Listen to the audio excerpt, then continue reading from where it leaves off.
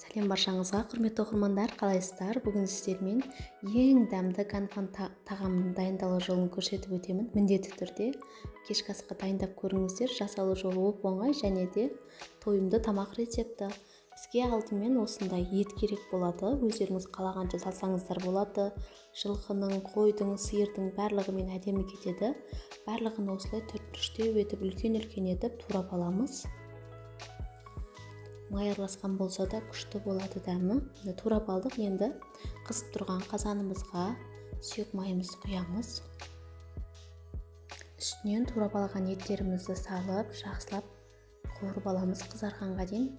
Басында 3-4 минут қуырып алыңыздар. Өзінің суы шығып әдемі болып қуырылады.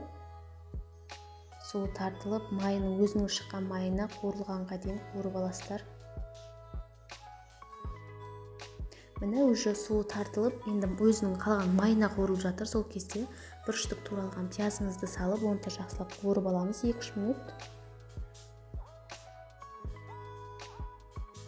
Енді үстінен 2-3 штук картошкамызды саламыз. Негізі бұл канфан тамағына картошка салмайды, бірақ та мен саламын. Өте дәмді, керемет болып шығады. 1 штук қызыл перец, 1 штук көк перец салып, оны да қуырып аламыз 2-3 минут. 1 штук туралған помидор, үлкен помидор, және де 2 ас қасық томат саламыз. Оны да жақсылап 3-4 минут қуырып аламыз. Подливтеріңізді қанша көп қуырсаңыздар, барлығының жирнесі өзінің дәміне күшті болып шығады. 1 ас қасық толтырып ұн саламыз, тағы да қуырып аламыз. Соевый соус құямыз, классический 2 ас қасық. Дәмдеріңізге қарай тұз саламыз енді, және де кориандр саламыз. Майдаланған, ұнтақталғанын жақсылап араластырамыз.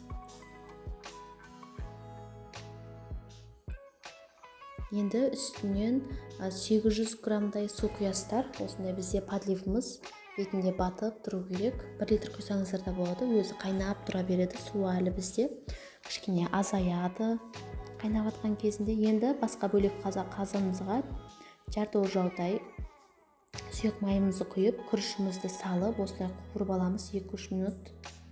Сол кезде біздің майға қуырылған күрішіміз пісіп жатқан кезінде езіліп, былшылдап кетпейді. Қуырып алғаннан кейін енді осындай үстіне батар-батпас етіп су құясыздар. Бұл жерде менде 500 грамм күріш, 600 миллиграммдай су құйдым.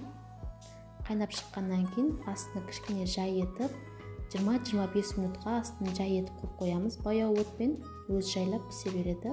Біздің подливіміз дайын болып қалды. Уже бетіне зелені саласыздар, өздеріңіздің қалауларыңызға қарай. Мына жақта күрішіміз де пісейінде қалды. Бір араластырып тағы да 5-10 минутқа бетін жауып қоясыздар крышкасын. Осымен біздің канфан тамағымыз дайын, подливіміз дайын болды. Күрішіміз де дәна-дәна әдемі болып, бір-біріне жабыспай, осындай керемет болып пісіп шығады. Міндетті түрде жасап көріңіздер осы рецептпен.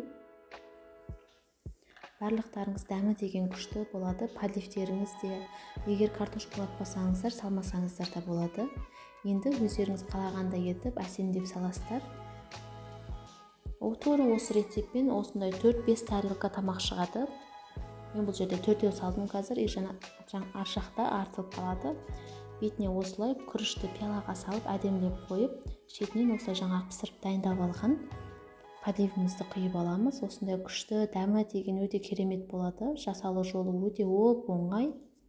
Барлығы үйдегі бар заттардан және де тойымды тез дайын болатын тамақ рецепті. Парақшама тіркеліп, лайк басып кетуді ұмытпаңыздар. Алдағы уақытта сіздерге көптеген рецепттермен бөлісетін боламын. Баршаңызға рахмет. Ас болсын.